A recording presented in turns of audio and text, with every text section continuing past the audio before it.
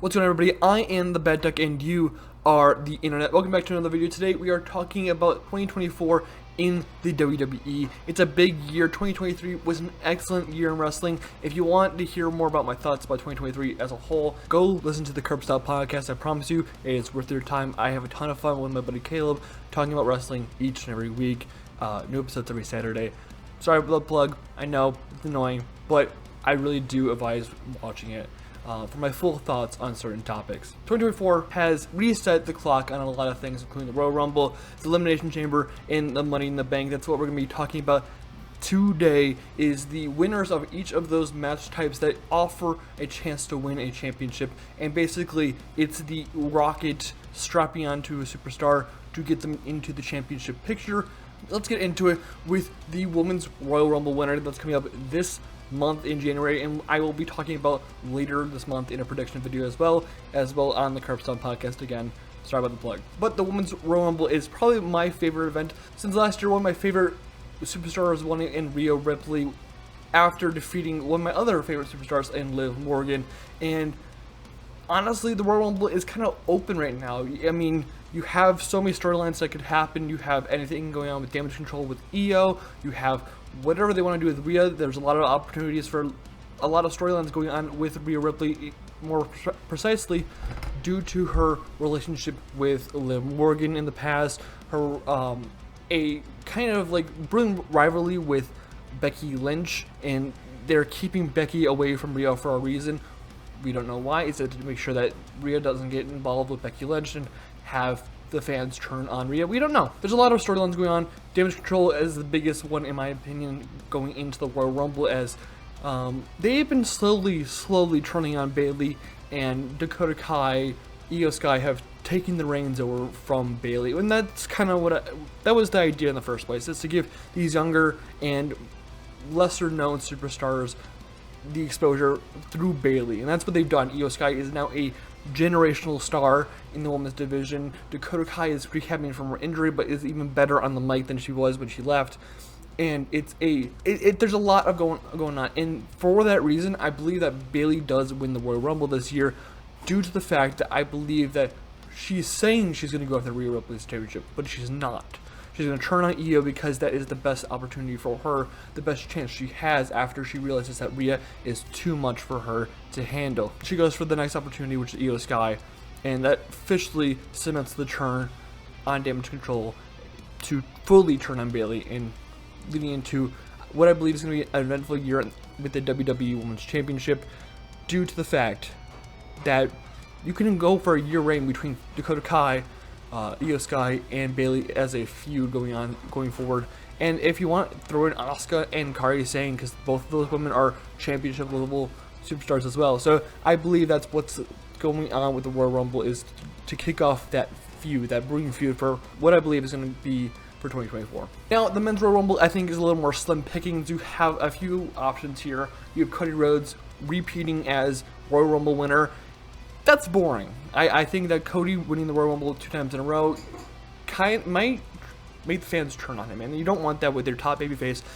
Cody Rhodes has cemented himself as basically the guy they've been looking for since John Cena has slowly taken a step back from wrestling. So I don't believe Cody Rhodes is the best option. People are saying Gunther because of his performance last year, who I believe he now has the longest amount of time inside the Royal Rumble ring.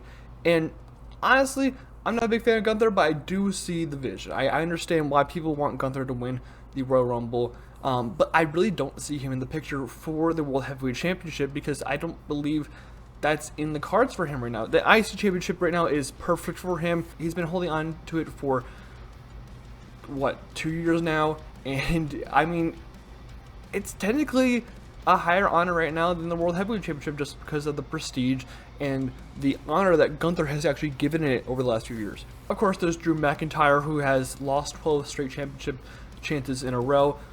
I don't think it's him right now. I don't think it's really in the cards, especially because his contract is still up in the air. I don't think they wanted to put Drew right now in that picture for the championship due to his contract issues. Sami Zayn's a popular one. I really love that choice. I think that would be an excellent choice for Sami Zayn to win the Royal Rumble and face off against Seth Rollins at WrestleMania. But of course, that's not going to happen because of one man and one man only, and that being CM Punk. CM Punk, I have very divisive feelings about. I've talked about it plenty on Twitter, plenty on the Curb podcast. Again, plug. But CM Punk has this rivalry with Seth Rollins in real life, or as what we think is in real life. It may be kayfabe, we don't know. But Seth Rollins has been on record saying that he hates CM Punk. Their promos have been great so far since CM Punk's return, and honestly, that feud has the potential to be generational. It has the potential to be our Randy Orton and John Cena. It has the potential to be our Shawn Michaels and Triple H. It has the potential to be one of the greatest rivalries of all time. And honestly, I don't think you can pass it up, especially when it can main event night one of WrestleMania. And given both Seth and CM Punk their first scheduled main event in WrestleMania history for both of them, I don't think you can pass that up. Moving on to the next available match type that can give you a championship opportunity, that being the Elimination Chamber. I think a lot of people forget that the Elimination Chamber, on a typical basis, can give you an option to go and face a champion, face the other champion that has not been chosen yet in WrestleMania. It's not a main event, but it gives you the championship shot. That being said, the Elimination Chamber is in Perth, Australia, and I'm a big Liv Morgan fan. You guys know that plenty. I love her so much. Bayley winning the Royal Rumble was originally not my choice. It's been Liv Morgan for a long time, but I do believe that Bayley will win the Royal Rumble to set that up. But Liv Morgan still has that long history with Rhea Ripley, and I believe that's really important going into Elimination Chamber, and that's why they picked Australia, is to set up that feud. I believe that Liv Morgan will win the Elimination Chamber to face off against Rhea Ripley due to being in Australia, because of the history they have and setting up a face-off. And honestly, I think Liv Morgan has plenty enough star power to go up against Rhea Ripley in WrestleMania. I know Rhea Ripley is on top of the fucking world in the women's division. I know that plenty, but eventually this reign needs to end. I do believe that it has to end in a meaningful story way and not in just not in a passing to a top star like Becky Lynch. I do love Becky Lynch. I believe that Becky eventually will get a championship later this year. I've talked about that on the Curb podcast. Again, another plug. But anyways, Liv Morgan, I believe, is winning the Elimination Chamber also because she has a lengthy history with the Chamber. She's been in so many, and she's great in all of them. But yeah, Liv Morgan winning the Elimination Chamber in Perth, Australia. Leading into the men's Elimination Chamber, which was an excellent match last year, one of the best of the year, honestly.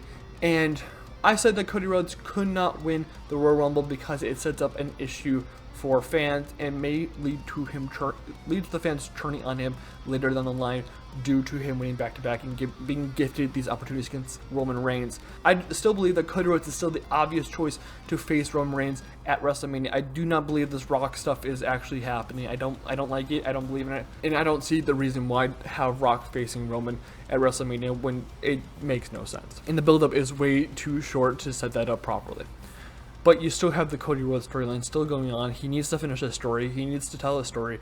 And after last year's defeat at WrestleMania 39, I believe that the perfect way to do that is through the grueling cage of the Elimination Chamber, facing off against many other people who are well deserving of a title shot against Roman, including maybe Sami Zayn, or you can go with Gunther, and many, many more.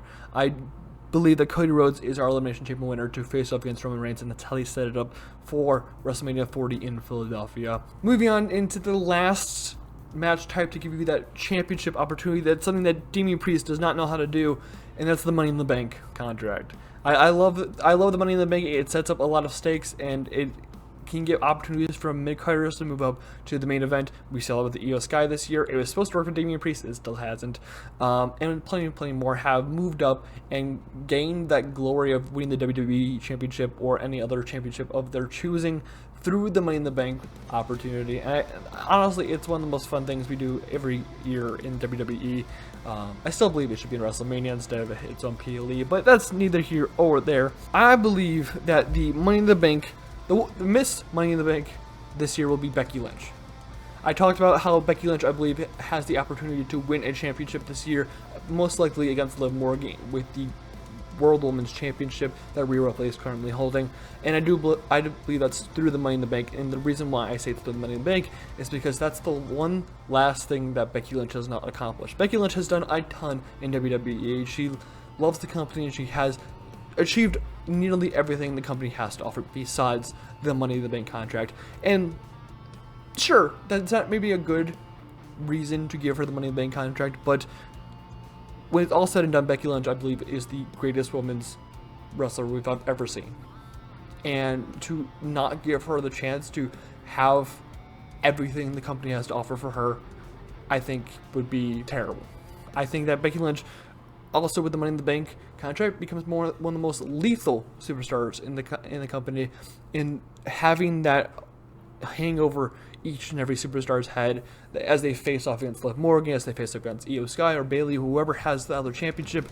It sets up a really nice dynamic. I think that Becky Lynch can definitely lead into that mischievous part of her that may help her with the Money in the Bank contract. And I think it's the last thing she needs to do, and I think that she's on the way to retirement, and this is the best way to send her out at whenever she decides to hang up the boots. Last but not least is the Mr. Money in the Bank contract, and currently Damian Priest is still holding on to it at the time of this recording, and it hasn't been good.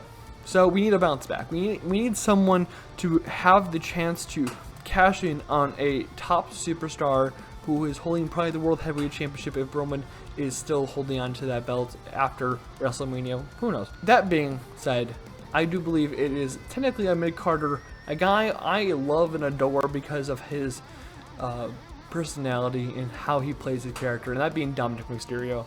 Dominic Mysterio perfectly lends himself into the Money in the Bank contract, and I believe that's the best way to bounce back from this terrible Damian Priest run, is to give it to another Judgment Day member who probably will do a lot better with it and have a lot more creativity with the Money in the Bank contract due to his personality and due to how he is on a normal basis. I think Dominic Mysterio is a main eventer in the making right now, and I think that if they give him more opportunities to become the guy they want him to be, is better. I think Dominic Mysterio is a future World Heavyweight Champion, and I think that there's no stopping him. I think I get that he gets a lot of heat, and that's probably because he's one of the best heels in the company, if not the best heel in the company, and he's just perfectly hateable, and that's what you need from a heel. And I think the Money in the Bank contract lends itself more to heels than faces.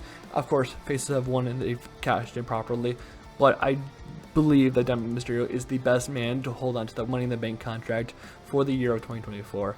That being said, what do you guys think? Who do you think is going to win the Royal Rumble? Who do you think is going to win the Elimination Chamber? And who do you think is going to hold the Money in the Bank contract during the year of 2024? It's exciting to see, after 2 straight years of amazing WWE product, we're likely to get a third one with Triple H in charge.